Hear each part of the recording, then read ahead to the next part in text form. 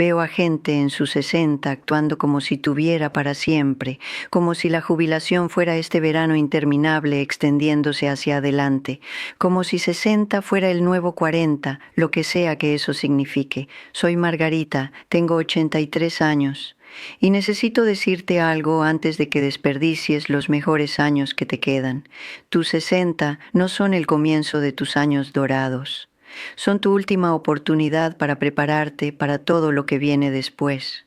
Y todo lo que viene después es más difícil de lo que nadie te dice. Si eres más joven que yo, podrías pensar que tienes décadas. Si tienes mi edad, ya sabes lo rápido que desaparecieron. Pasé mis 60 pensando que estaba preparada. Tenía ahorros para la jubilación, tenía planes, tenía a Ricardo y 5 hijos adultos y nietos que visitaban en las fiestas. Pensé que sabía cómo se vería la vejez. No sabía nada. No estaba preparada para que mi cuerpo dejara de cooperar. No estaba preparada para que las amigas comenzaran a morir más rápido de lo que podía procesar cada pérdida. No estaba preparada para que Ricardo se enfermara a los 74 y se fuera a los 75, dejándome con 15 años que nunca esperé vivir sola. Así que esto no es sabiduría de alguien que lo descifró. Esta es una advertencia de alguien que desearía haber sido advertida. Lección 1. Tu cuerpo está a punto de cambiar de formas que no puedes revertir y necesitas construir fuerza ahora mientras todavía puedes. Cuando tenía 62 años, podía caminar durante horas sin pensarlo. Trabajaba en el jardín toda la mañana y aún tenía energía para la tarde. Podía bajar al piso a jugar con mis nietos y levantarme de nuevo sin agarrarme de los muebles o contar hasta 3 primero. Daba todo eso por sentado porque siempre había sido cierto. Para los 75, una caminata larga significaba 20 minutos, no 2 horas. Para los 80 necesitaba descansar a mitad de camino en tareas que solían ser automáticas. A los 83 hay días en que mis manos tiemblan tanto que no puedo abrir un frasco. Días en que mis rodillas se niegan a cooperar y tengo que planear mi ruta por la casa para minimizar escaleras. Nadie me dijo que el músculo que pierdes después de los 60 es casi imposible de recuperar, que la densidad ósea que pierdes se va para siempre, que el equilibrio deja de ser automático y se convierte en algo en lo que tienes que pensar constantemente, algo que puede fallarte sin advertencia. Recuerdo la primera vez que me di cuenta de que no podía confiar en mis propias piernas. Tenía 76, caminando al buzón, algo que había hecho 10,000 veces, y de repente mi rodilla simplemente cedió, sin advertencia, sin razón. Me agarré de la cerca, pero el miedo que me atravesó en ese momento no se ha ido completamente, porque fue entonces cuando entendí, mi cuerpo ya no era mío, no de la forma en que solía serlo. Veo a mis nietos correr por el patio y recuerdo cuando correr era sin esfuerzo, cuando mis piernas eran fuertes y mi espalda no dolía y levantarme de una silla no era algo para lo que tenía que prepararme mentalmente. Esa mujer, la que podía correr, la que podía moverse sin pensar, se siente como alguien que solía conocer, una amiga de hace mucho tiempo que apenas puedo imaginar ahora. Tenía una vecina en mis 60, Jean. Era tal vez 10 años mayor que yo. Solía decirme, «Muévete ahora, Margarita. Muévete mientras puedas, construye músculo, mantente fuerte». Asentía y sonreía y pensaba, estoy bien, camino, trabajo en el jardín, soy lo suficientemente activa. No lo era. Debería haber estado levantando pesas, haciendo ejercicios de equilibrio, presionando mi cuerpo más fuerte mientras aún podía responder. Jean murió a los 84, pero fue fuerte casi hasta el final. Había construido algo en sus 60 y 70 que la sostuvo durante sus 80. Yo no. Y ahora estoy viviendo en un cuerpo que no puede hacer lo que mi mente quiere que haga. Y no hay forma de volver. Si tienes 62 y todavía puedes caminar durante horas, camina todos los días. Si todavía puedes bajar al piso, baja al piso y practica levantarte. Construye la fuerza. Desafía tu equilibrio. Presiónate, no porque quieras correr maratones, sino porque quieres poder levantarte de una silla cuando tengas 80, porque quieres poder caminar al baño en medio de la noche sin miedo, porque quieres que tu cuerpo dure tanto como tu mente. Vas a necesitar cada bit de fuerza que puedas construir. Comienza ahora. Lección 2. Tus amigas van a empezar a morir y necesitas más de ellas de lo que piensas. Tenía 3 amigas cercanas, mujeres que había conocido desde mis 30. Nos reuníamos para café todos los jueves durante casi 40 años. Carol, Diane y yo criamos a nuestros hijos juntas. Nos quejábamos de nuestros esposos, celebrábamos a nuestros nietos, nos apoyábamos mutuamente a través de sustos de cáncer y divorcios y las muertes de nuestros padres. Conocíamos las historias de las demás. Recordábamos a las madres de las demás. Habíamos pasado por todo juntas. Pensé que esas amistades durarían tanto como yo. Carol murió cuando yo tenía 70. Ella tenía 76. Ataque cardíaco. Estaba bien un día y se fue al siguiente. Recuerdo recibir la llamada de su hija. Estaba parada en mi cocina haciendo té. La tetera estaba silbando y la voz de su hija en el teléfono dijo: «Margarita, mi mamá se fue». Así nomás. Después de 40 años de café los jueves, Carol se había ido. Diane duró más. Llegó a los 79. Cáncer que había estado en remisión durante una década volvió agresivo y rápido. 6 meses desde el diagnóstico hasta la muerte. Me senté con ella cerca del final. Estaba en hospicio, apenas consciente la mayor parte del tiempo, pero abrió los ojos una vez y me miró y dijo: «¿Quién va a tomar café contigo ahora?». No tuve respuesta. Soy la única que queda, la única chica del jueves que sigue viva.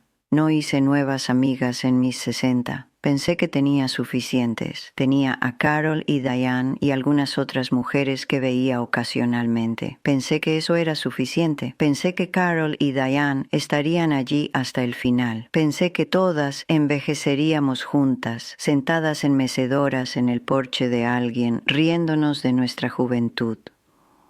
No me di cuenta de que el final vendría para ellas mucho antes de lo que vendría para mí.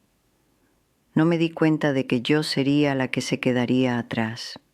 Ahora tengo 83 años y la mayoría de las personas que me conocieron cuando era joven se han ido.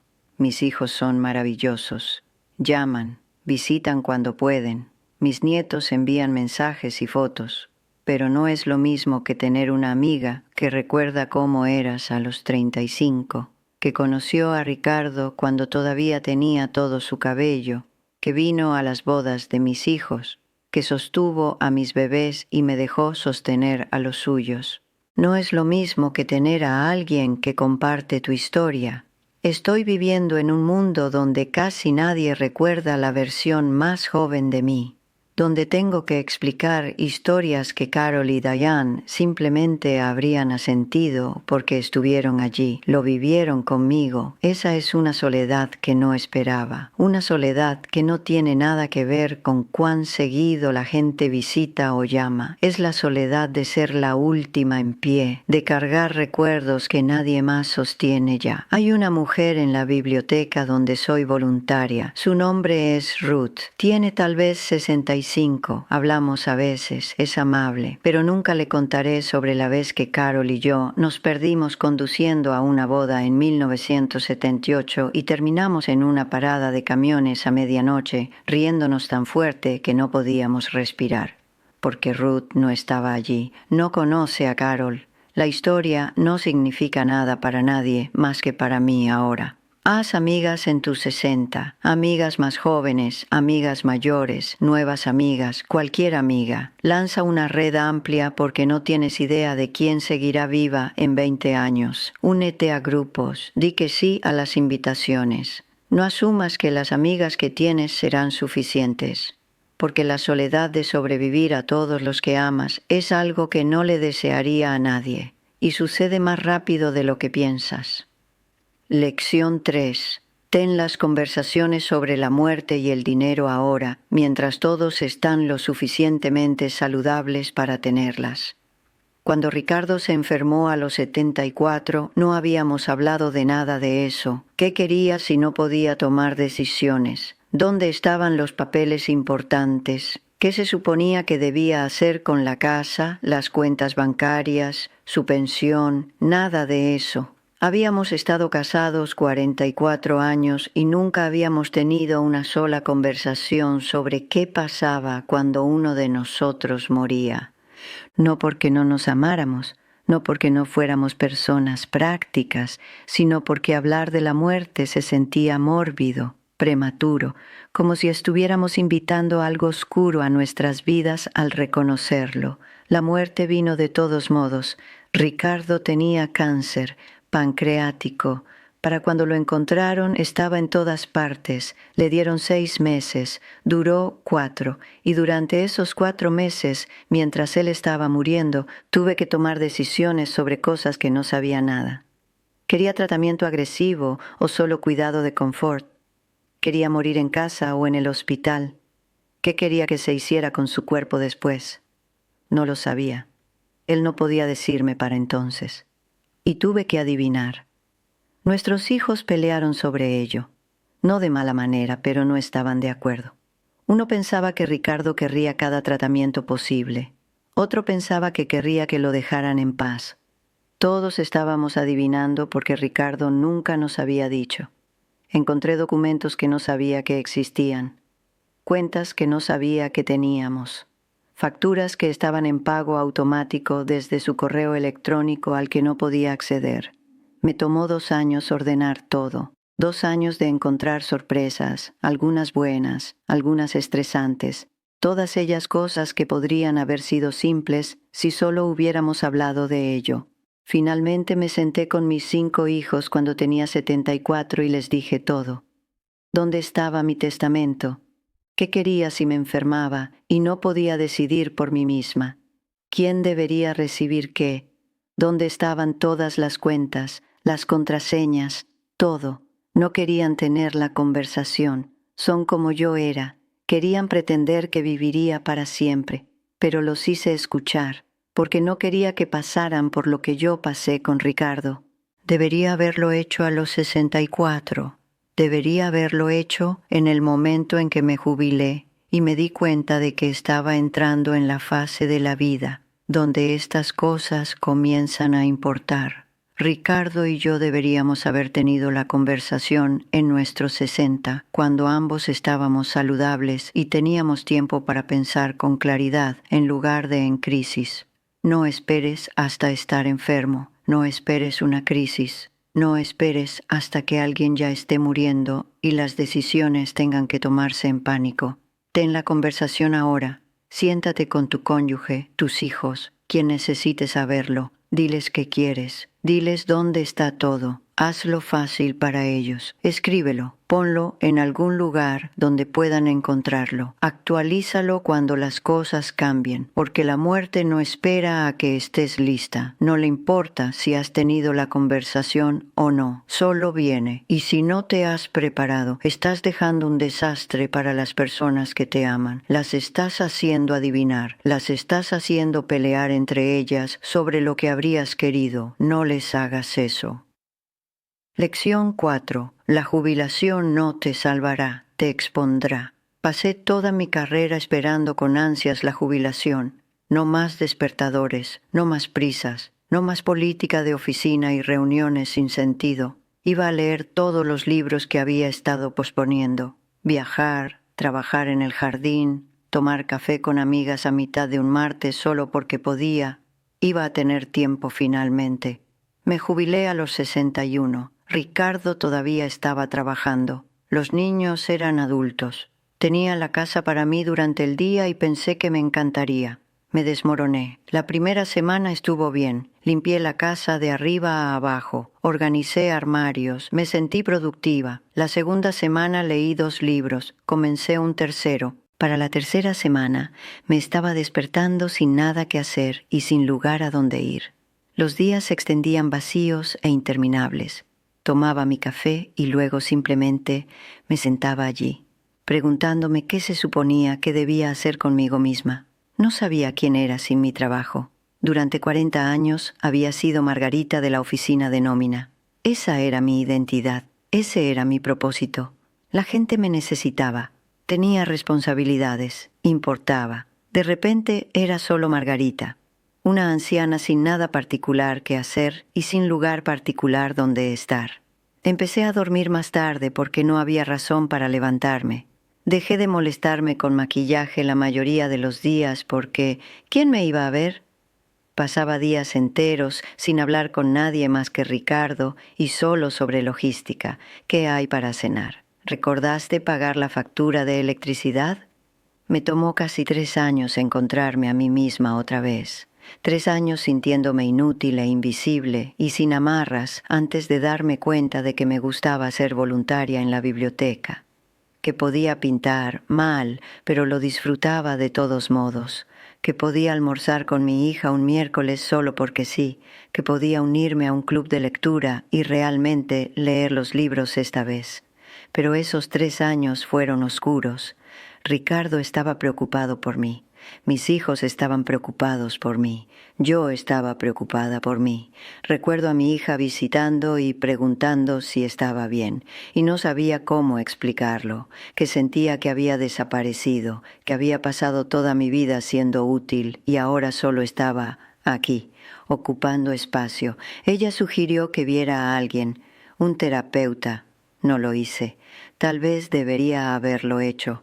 Eventualmente encontré cosas pequeñas, la biblioteca, pintar, el club de lectura, una vecina que necesitaba ayuda con su computadora y de repente tenía un proyecto. Construí una vida, pero tomó tiempo y fue más difícil de lo que esperaba. Si tu trabajo es toda tu identidad, te diriges a un precipicio. Y la jubilación es el momento en que caes por él. Comienza a construir una vida fuera del trabajo ahora, no algún día, ahora. Desarrolla pasatiempos que no tengan nada que ver con tu carrera.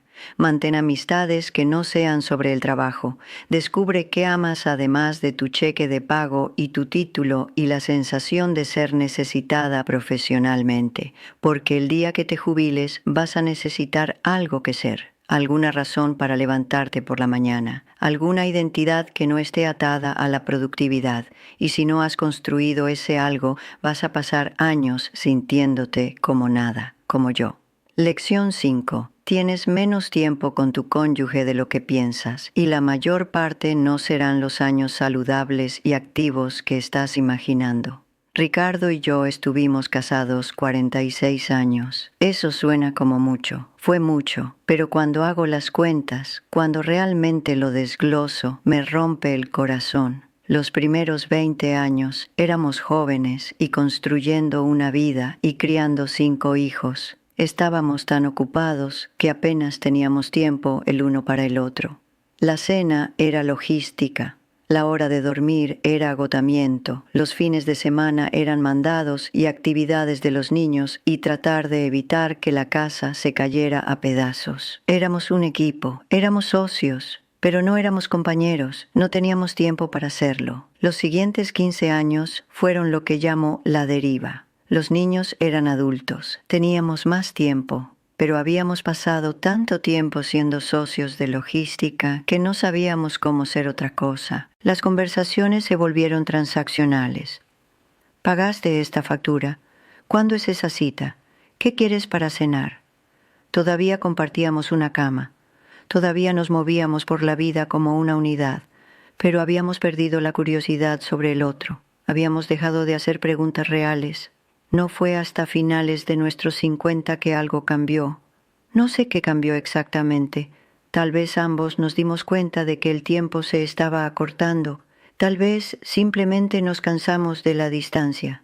Empezamos a hablar otra vez, realmente hablar, quedándonos despiertos hasta tarde a veces solo porque nos apetecía. Tomando paseos sin destino, sentándonos en el porche después de cenar en lugar de ir inmediatamente a nuestras esquinas separadas. Se sintió como enamorarse otra vez, no de la forma en que lo hicimos a los 21, sino algo más profundo, más silencioso, más real. Y para entonces teníamos tal vez 15 años juntos restantes, De esos 15 años, tal vez 7 fueron verdaderamente saludables y activos. 7 años donde ambos teníamos energía, donde podíamos viajar un poco, donde podíamos disfrutar a nuestros nietos sin estar agotados, donde nuestros cuerpos todavía cooperaban mayormente con lo que nuestras mentes querían hacer. Luego Ricardo empezó a desacelerarse, cosas pequeñas al principio, cansándose más temprano, necesitando más descanso, luego cosas más grandes, citas médicas que se convirtieron en especialistas, medicamentos, pruebas, luego cáncer. El último año de nuestro matrimonio fue manejar su declive, citas médicas 3 veces por semana, medicamentos en un horario, el estrechamiento lento de lo que podíamos hacer juntos. Ya no podíamos viajar. Ni siquiera podíamos salir a cenar sin que fuera agotador para él. Algunos días se sentía bien, la mayoría de los días no. No estoy diciendo que ese año no fue significativo, lo fue. Algunas de nuestras mejores conversaciones sucedieron en ese año, algunos de nuestros momentos más cercanos.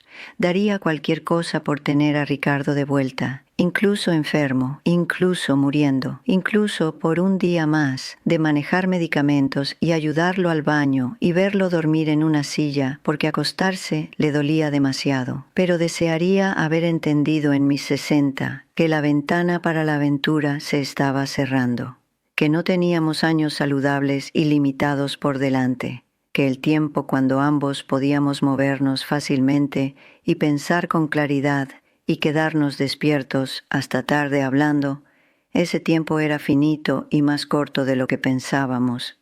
Desearía que hubiéramos tomado más viajes en nuestros 60, viajes reales, no solo visitar a la familia. Desearía que hubiéramos dicho que sí a más invitaciones en lugar de decir que estábamos demasiado cansados o que era demasiado caro o tal vez el próximo año. Desearía que nos hubiéramos quedado despiertos hasta tarde más seguido, hablado más, hecho preguntas reales el uno al otro en lugar de solo coordinar horarios. Desearía no haber asumido que teníamos para siempre, porque no lo teníamos. Teníamos 7 años buenos y luego tuvimos un año difícil y luego se fue. Y ahora tengo todo el tiempo del mundo y nadie con quien pasarlo. Usa los años buenos mientras los tengas. No guardes experiencias para algún día. No esperes el momento perfecto o la cantidad correcta de dinero o cuando las cosas se calmen. Las cosas nunca se calman y algún día se acaba más rápido de lo que piensas. Lección 6. Perdona a todos ahora, porque después no tendrás la oportunidad. Mi hermana Elena y yo no nos hablamos durante casi 6 años. Fue una pelea estúpida sobre el cuidado de nuestra madre, sobre dinero, sobre cosas que parecían enormes en ese momento, pero apenas puedo recordar los detalles ahora. Tenía 65 cuando dejamos de hablar. Ella tenía 62. Comenzó con un desacuerdo sobre si nuestra madre debería ir a una residencia asistida o quedarse en su casa con ayuda. Elena pensaba que debería quedarse en casa. Yo pensaba que eso era peligroso. Nuestra madre se había caído 2 veces. Estaba olvidando comer. No podía manejar sus medicamentos. Pero Elena me acusó de querer almacenar a nuestra madre, de no importarme, de ser egoísta porque la residencia asistida estaba más cerca de mi casa que de la suya. Yo la acusé de estar en negación, de poner a nuestra madre en riesgo porque no podía enfrentar la realidad. Nos dijimos cosas terribles, cosas que no podíamos retractar y luego simplemente dejamos de hablar. Al principio estaba convencida de que tenía razón, estaba convencida de que ella me debía una disculpa, estaba convencida de que no tenía nada por lo que disculparme, porque estaba tratando de mantener a nuestra madre a salvo, y Elena estaba siendo terca e irreal. Nuestra madre terminó en residencia asistida de todos modos después de otra caída. Elena no me habló en las instalaciones. Coordinábamos las visitas para no coincidir. Cuando nuestra madre murió 2 años después, nos sentamos en lados opuestos de la funeraria. Pasaron 4 años más. Veía a Elena en eventos familiares, el cumpleaños de un nieto, acción de gracias en la casa de nuestro hermano. Éramos cordiales, educadas, nos hacíamos preguntas superficiales y dábamos respuestas superficiales y pretendíamos que todo estaba bien. Pero no estaba bien. Habíamos sido cercanas una vez. Habíamos hablado por teléfono cada semana durante 30 años. Habíamos criado a nuestros hijos juntas. Habíamos sobrevivido juntas nuestra adolescencia, nuestros padres difíciles, nuestros matrimonios complicados, y luego tiramos todo eso por una pelea que apenas puedo recordar. Seguía esperando que ella se acercara primero, que admitiera que había estado equivocada, que se disculpara. Ella probablemente estaba esperando lo mismo de mí. Elena murió de un derrame cerebral cuando yo tenía 71. Ella tenía 68. Se colapsó en su cocina haciendo el desayuno. Se fue antes de que llegara la ambulancia. Y ahora nunca podré decirle que lo siento. Nunca volveré a escuchar su voz. Nunca podré sentarme frente a ella y decir, eso fue estúpido. Desperdiciamos 6 años por nada. No puedo recordar lo último que le dije. Probablemente algo sin sentido en alguna reunión familiar. Pasa la sal o ¿cómo están los nietos? No, te amo, no, te extraño, no, lo siento. Pienso en ella todo el tiempo ahora. Pienso en las llamadas telefónicas que solíamos tener.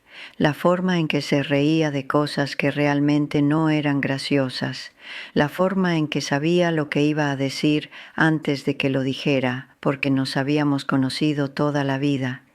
Pienso en todas las cosas que quería decirle durante esos 6 años, cosas pequeñas, una receta que encontré que le habría gustado, algo que uno de mis nietos dijo que me recordó a cuando éramos jóvenes.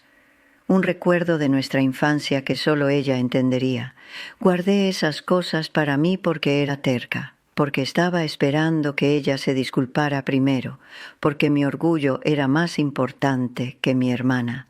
Y ahora se ha ido y estoy cargando todo eso sola, todas esas historias no contadas, todos esos recuerdos no compartidos, todo ese tiempo desperdiciado.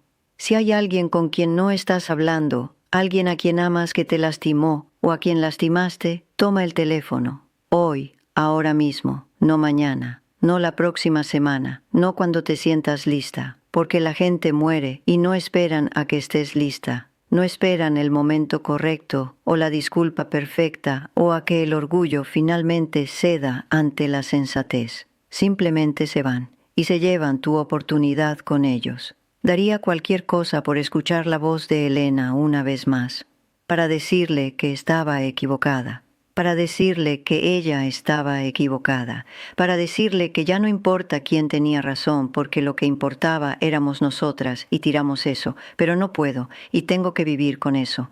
No dejes que eso te pase a ti. Lección 7. Tus hijos adultos no necesitan tu consejo, necesitan tu presencia. Pasé mis 60 dándoles consejos a mis hijos sobre todo, sus carreras, sus matrimonios, su crianza, cómo gastaban dinero, cómo manejaban su tiempo, cómo hablaban con sus propios hijos. Había criado 5 hijos, había estado casada por más de 40 años, había trabajado durante 40 años, sabía cosas, tenía experiencia, tenía sabiduría para compartir, no querían mi sabiduría. Cada vez que mi hija se quejaba de su trabajo, le decía qué debería hacer. Cada vez que mi hijo mencionaba un problema con sus hijos, le explicaba cómo debería manejarlo. Cada vez que cualquiera de ellos compartía algo, lo convertía en un momento de enseñanza. Pensaba que estaba siendo útil. Pensaba que eso es lo que hacían las madres. Guiar a sus hijos, incluso cuando son adultos. Lo que realmente estaba haciendo era decirles que no confiaba en que pudieran resolverlo por sí mismos. Mi hijo de en medio, David, dejó de llamar tanto cuando estaba a principios de sus 40. Yo tenía 67. Lo noté, pero me dije que estaba ocupado. Tenía su propia vida, su propia familia, pero la verdad era que había dejado de llamar porque cada conversación conmigo lo dejaba sintiéndose inadecuado, como si estuviera haciendo todo mal, como si todavía fuera un niño siendo corregido en lugar de un hombre adulto manejando su propia vida. Mi hija finalmente me lo dijo cuando tenía 72. Estábamos almorzando y le estaba dando consejos sobre algo, ni siquiera recuerdo qué, y dejó su tenedor y dijo: «Mamá, no necesito que arregles todo, solo necesito que escuches». Me dolió. Pensaba que estaba siendo una buena madre. Pensaba que eso era lo que necesitaba de mí, pero no necesitaba soluciones.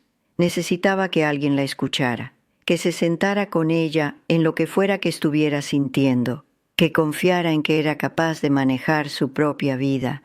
Me tomó años aprender a hacer eso, escuchar sin resolver, estar presente sin controlar, hacer preguntas en lugar de dar respuestas. Todavía me equivoco a veces. Todavía quiero decirles a mis hijos qué hacer. El impulso no desaparece, pero he aprendido a detenerme, a hacer una pausa, a decir: «Eso suena difícil», en lugar de «esto es lo que deberías hacer», y las relaciones han mejorado. David llama más ahora. Mi hija realmente me cuenta cosas. Mis nietos no me evitan de la forma en que temía que lo hicieran. Tus hijos adultos son adultos. No necesitan que les digas qué hacer. Han estado tomando sus propias decisiones durante años. Van a seguir tomándolas, apruebes o no. Lo que necesitan es que te presentes, que los ames mientras lo descubren, que seas un lugar seguro donde no tienen que tenerlo todo resuelto. Eso es más difícil que dar consejos. Requiere que te sientes con la incomodidad, que los veas cometer errores que podrías haber prevenido, que confíes en ellos incluso cuando crees que sabes más. Pero eso es lo que realmente necesitan, no tu sabiduría, tu presencia. Lección 8. Escribe las cosas porque vas a olvidar todo lo que no esté escrito. Tengo 9 nietos y 6 bisnietos. Sé todos sus nombres, pero no puedo recordar todos sus cumpleaños sin mirar la lista que guardo en el cajón de mi cocina. No puedo recordar qué desayuné hace 2 días. No puedo recordar conversaciones que tuve la semana pasada. No puedo recordar si ya le conté a alguien una historia o si solo pensé en contársela. Esto es normal. Esto es lo que le pasa a cada cerebro que vive lo suficiente, pero es aterrador. Y si no te preparas para ello, perderás cosas que importan. Empecé a olvidar cosas pequeñas a principios de mis 70. ¿Dónde puse mis llaves? ¿Para qué entré a una habitación? Los nombres de personas que había conocido durante años simplemente desaparecían de mi mente a mitad de conversación. Luego empecé a olvidar cosas más grandes. Historias que había contado toda mi vida se volvían borrosas. Los detalles cambiaban o desaparecían. Recordaba la sensación de un recuerdo, pero no los eventos reales. Mi nieta me preguntó una vez cómo era su padre de niño. Empecé a contarle y me di cuenta de que no podía recordar historias específicas. Podía recordar la sensación general de él. Era callado, le gustaba construir cosas. Era gentil con los animales, pero los momentos reales, las historias reales, se habían ido. Tengo una caja de fotografías, pero no puedo recordar cuándo se tomó la mitad de ellas. Hay personas en esas fotos cuyos nombres he olvidado, eventos que no puedo ubicar. La receta de mi madre para los panecillos que hacía cada acción de gracias, pensé que la sabía de memoria. Los hice durante años, pero ahora no puedo recordar si eran 2 tazas de harina o 3, si agregaba la mantequilla antes de los huevos o después. Pequeños detalles que lo cambian todo. El sonido de la voz de Ricardo está empezando a desvanecerse. Todavía puedo escucharlo a veces, especialmente cuando recién me despierto, pero no es tan claro como solía ser. Me aterroriza que un día lo olvide por completo. Empecé a llevar un diario cuando tenía 78. Desearía haberlo empezado a los 60, antes incluso. Escribo cosas que quiero recordar, historias sobre mis hijos cuando eran pequeños, cosas que Ricardo dijo que me hicieron reír. ¿A qué olía la cocina de mi madre? ¿Cómo se veían las manos de mi padre? Escribo recetas, no solo los ingredientes, sino las técnicas, la forma en que mi madre amasaba el pan, cómo le gustaba el café a Ricardo. Escribo historias familiares, cómo se conocieron mis abuelos, cómo eran mis padres antes de envejecer, cosas que mis hijos hicieron que nunca quiero olvidar. Algo de ello lo escribo para mí. Algo lo escribo para mis nietos, para después de que me haya ido, porque estos recuerdos solo existen en mi cabeza, y cuando muera, si no los he escrito, mueren conmigo. Mi abuela conocía historias sobre su abuela, historias de los años 1800, historias reales, sobre personas reales, sobre cómo vivían y qué les importaba. Murió sin escribir ninguna de ellas, y ahora se han ido para siempre. Ni siquiera puedo recordar la mayoría de lo que me contó. No dejes que eso pase. Escribe tus recuerdos, escribe tus historias familiares, escribe las recetas que importan, escribe lo que quieres que tus nietos sepan sobre quién eras antes de ser vieja. Escribe cómo eran tus padres cuando eras joven, cómo sonaban las voces de tus abuelos, cómo olía tu casa de la infancia. Escríbelo ahora, mientras recuerdas, porque no siempre recordarás. Tu cerebro te traicionará eventualmente. El mío me está traicionando ahora, y las cosas que no escribas se perderán para siempre. Lección 9. Vas a tener miedo, y el coraje es hacerlo de todos modos. Tenía terror de envejecer, terror de perder a Ricardo, terror de estar sola, de estar enferma, de ser dependiente, de convertirme en una carga. Pasé mis 60 tratando de no pensar en ello, como si ignorar mi miedo lo hiciera desaparecer, como si de alguna manera pudiera prevenir el envejecimiento al no reconocerlo. No funcionó, el miedo no desaparece porque lo ignores, solo se queda ahí, volviéndose más pesado. Todo lo que temía sucedió. Ricardo murió, perdí mi independencia. Tuve una caída a los 75 que me puso en el hospital e hizo que me diera cuenta de que mi cuerpo ya no podía ser confiable. Vi a mis amigas morir, vi mis ahorros encogerse. Me vi volverme menos relevante, menos capaz, menos de todo lo que solía ser. Cada miedo se hizo realidad y todavía estoy aquí. Todavía soy yo, estoy disminuida en algunas formas. No puedo hacer cosas que solía hacer, no puedo recordar cosas que solía saber, no puedo ser quien solía ser, pero no estoy destruida, no he terminado, no soy nada. Todavía me río de los chistes de mi nieta, todavía espero con ansias las visitas de mi bisnieto, todavía disfruto una buena taza de café por la mañana. Todavía noto cuando la luz entra por la ventana de una manera particular. Las cosas que temía no me destruyeron, me cambiaron, me quitaron cosas, pero no me quitaron todo. Desearía haber entendido eso en mis 60, que el miedo se iba a hacer realidad y que iba a sobrevivirlo de todos modos. Desearía haber pasado menos tiempo con miedo y más tiempo preparándome, construyendo fuerza, construyendo conexiones, construyendo una vida que pudiera resistir la pérdida. Porque la pérdida viene, el declive viene, la muerte viene. No puedes evitarlo, no puedes prevenirlo, no puedes hacer que no suceda siendo lo suficientemente cuidadosa o buena o asustada. Todo lo que puedes hacer es enfrentarlo, prepararte para ello tanto como puedas y luego sobrevivirlo cuando llegue. Eres más fuerte de lo que crees, vas a tener que serlo. Lección 10. Los últimos 30 años pasan más rápido que los primeros 60. Esta es la que necesito que realmente escuches. Parpadeé y tenía 70. Parpadeé otra vez y Ricardo estaba muerto y yo tenía 75. Parpadeé y tenía 80, luego 83.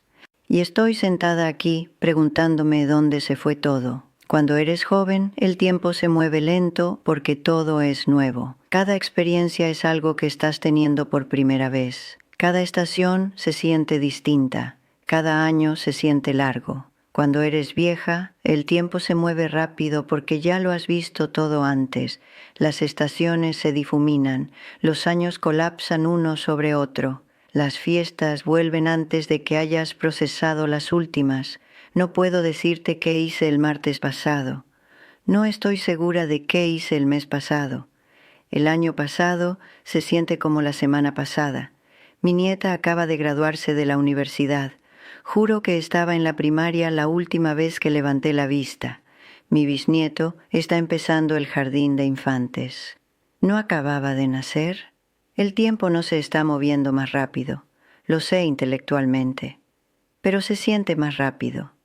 Se siente como si alguien acelerara el reloj y se olvidara de decirme: no estoy diciendo esto para asustarte, estoy diciendo esto para que prestes atención. Presta atención a tus 60, no los desperdicies planeando la jubilación o esperando el momento correcto para hacer cosas. Hazlas ahora. Presta atención a tus 70 si los obtienes, van aún más rápido. Presta atención a cada día porque va más rápido de lo que piensas y no puedes ralentizarlo y no puedes recuperar nada. Pasé demasiados años esperando el momento correcto, esperando que las cosas se calmaran, esperando sentirme lista. No estaba esperando nada específico, solo esperando. Y luego de repente era vieja y la espera había terminado y me había perdido la mayor parte de lo que estaba esperando. No hagas eso. No desperdicies tus años buenos preparándote para tus años malos. No guardes tu energía para después. No pospongas experiencias porque tendrás tiempo eventualmente. No lo tendrás. El tiempo se acaba más rápido de lo que crees posible. Ricardo murió hace 6 años. 46 años de matrimonio desaparecieron en un instante. Estaba bien un día y se fue al siguiente. Colapsó en la ferretería un martes por la tarde. Ahí fue donde lo encontraron, en el pasillo de plomería. Había sido supervisor de mantenimiento durante 40 años. Probablemente habría encontrado eso gracioso si lo hubiera sabido. Irse en una ferretería. Hablo con él a veces, en voz alta, cuando no hay nadie cerca. Le cuento sobre mi día. Le cuento sobre los nietos. Le digo que lo extraño. No responde, pero sigo hablando de todos modos, porque eso es en lo que se convierte el amor al final, una conversación con alguien que ya no está. Tengo 83 años. He sobrevivido a la mayoría de las personas que he amado. He sobrevivido a mis padres, a mi hermana, a mi esposo, a la mayoría de mis amigas. Y si pudiera volver a mis 60, si pudiera sentarme frente a esa mujer que pensaba que tenía todo el tiempo del mundo, le diría todo lo que te he dicho. Le diría que se moviera más, que hiciera más amigas, que tuviera las conversaciones difíciles, que construyera una vida fuera del trabajo, que usara sus años saludables con Ricardo en lugar de asumir que durarían para siempre. Le diría que perdonara a Elena, que la llamara, que se disculpara incluso si no sentía que debía hacerlo, porque 6 años de silencio por una pelea estúpida no vale la pena, nunca vale la pena. Le diría que escuchara a sus hijos en lugar de siempre tratar de arreglarlos, que escribiera todo, que tuviera miedo, pero hiciera las cosas de todos modos. Le diría que el tiempo se va a acelerar, que los años van a empezar a desaparecer, que necesita prestar atención porque no tendrá otra oportunidad. Pero no puedo volver.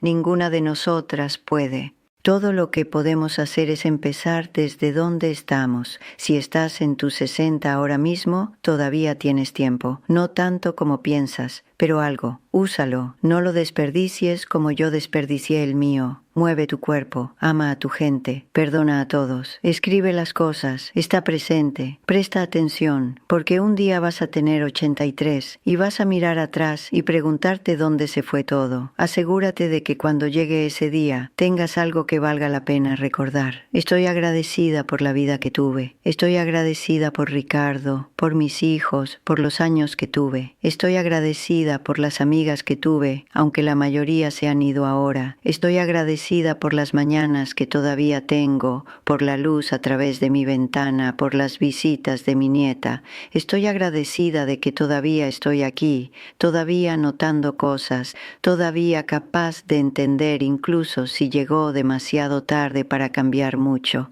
pero desearía haber entendido antes. Desearía haber prestado atención cuando importaba, desearía haber usado mejor mis años buenos. Tú todavía puedes. Gracias por sentarte conmigo, por escuchar a una anciana tratar de darle sentido al tiempo y la pérdida y todo lo que se escapa cuando no estás mirando.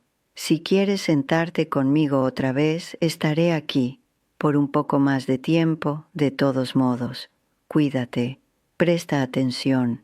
Tienes menos tiempo del que piensas.